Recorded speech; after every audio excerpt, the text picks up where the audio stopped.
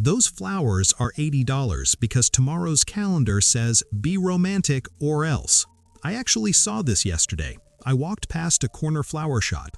A simple bouquet, the kind that's $25 any other week, had a new sign, Valentine's roses, $85, and a line was forming.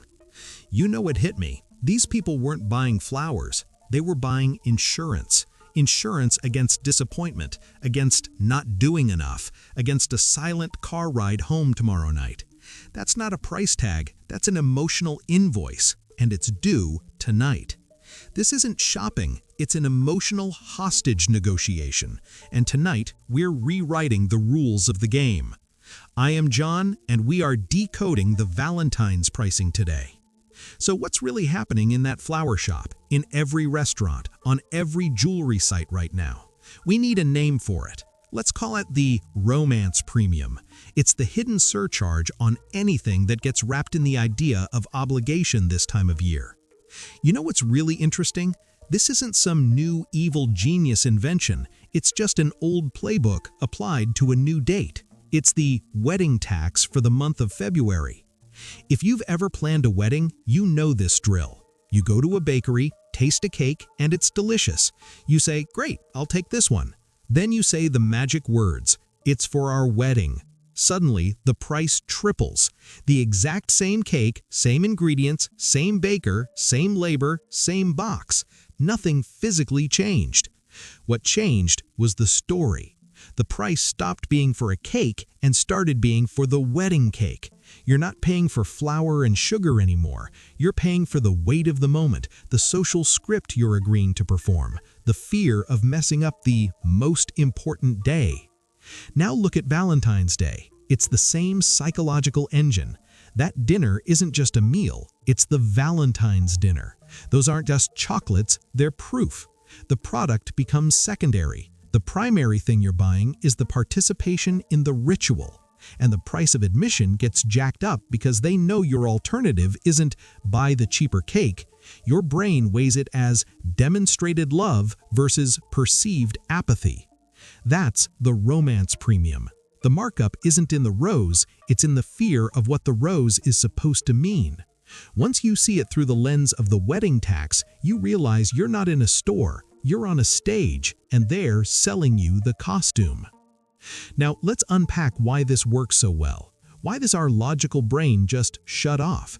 It's because they hit us with a nasty 1-2 punch that's really hard to defend against in the moment. The first punch is artificial scarcity.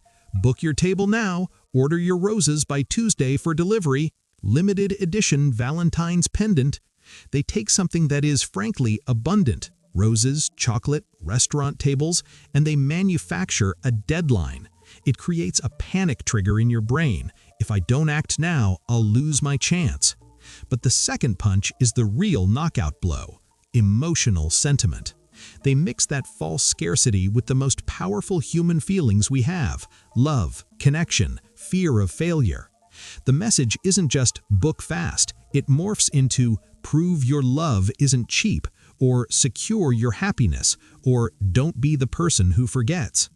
Think about it. Your brain isn't calmly comparing prices between florists. It's in a high-stakes drama trying to solve an emotional problem. How do I show I care with a transactional solution? And when the clock is ticking, you don't shop for value, you shop for relief.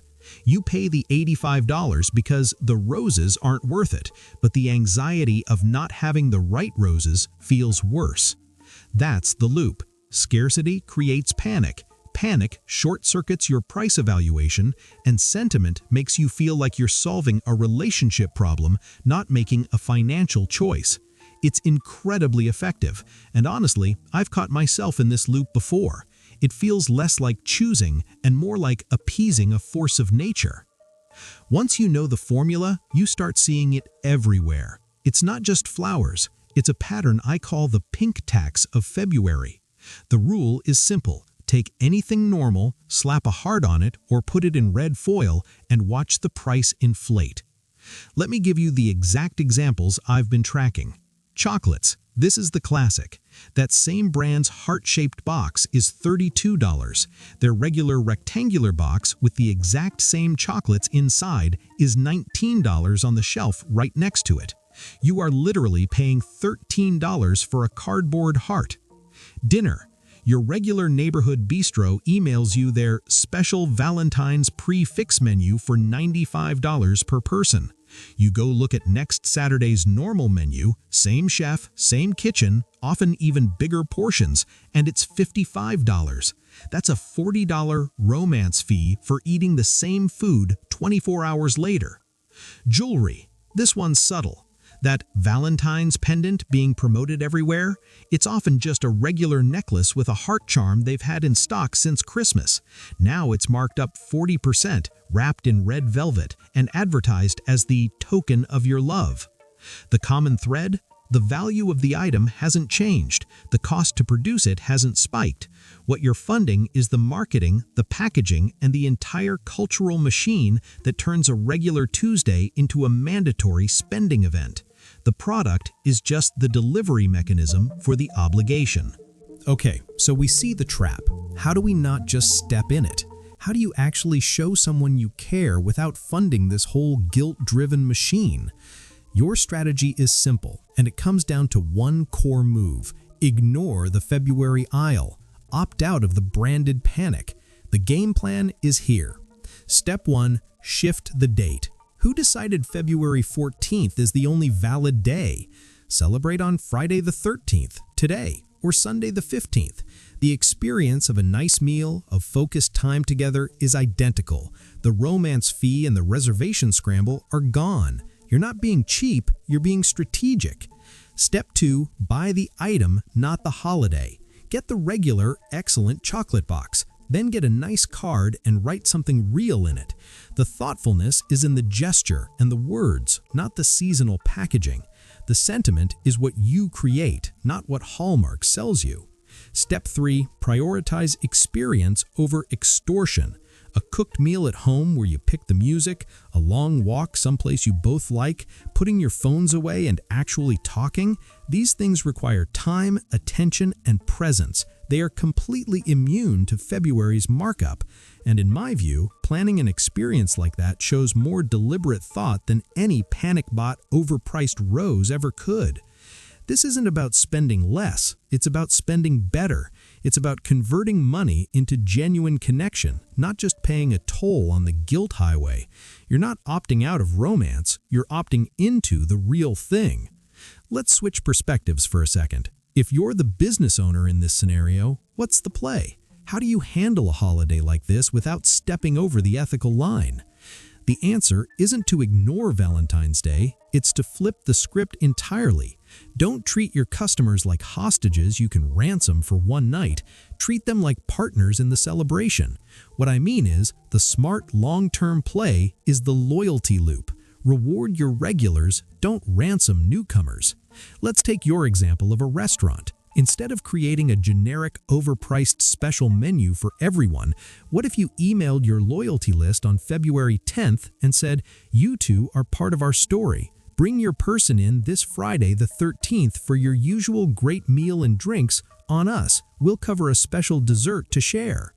That thoughtful gesture costs less than a generic ad campaign. It builds fierce, emotional loyalty, and it treats love as a relationship, not a one-night transaction.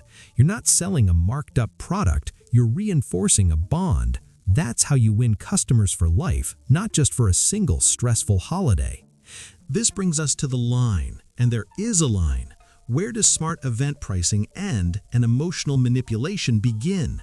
In my view, the limit is crossed when your pricing and marketing stop celebrating connection and start preying on insecurity.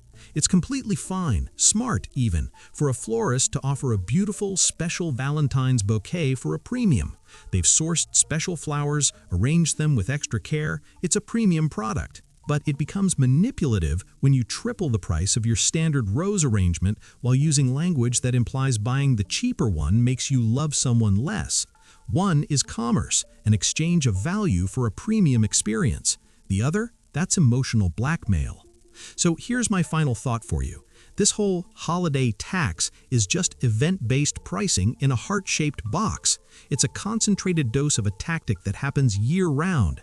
And if you want to see the masterclass of this, you need to understand dynamic pricing, how companies like Uber and airlines change their prices not just by the season, but by the minute based on how desperate they think you are. That's the ultimate form of event-based pricing.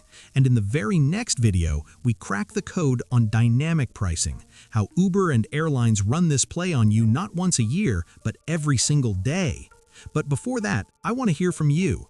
When have you seen the romance premium this year, and what did you do about it? Did you pay it, avoid it, or find a clever workaround? Tell me in the comments. This is how we build a playbook together. If you want to make sure you get that next breakdown on how to see through price games as they happen, hit that subscribe button. It's the best way to build your own defense. Thanks for watching. Stay savvy.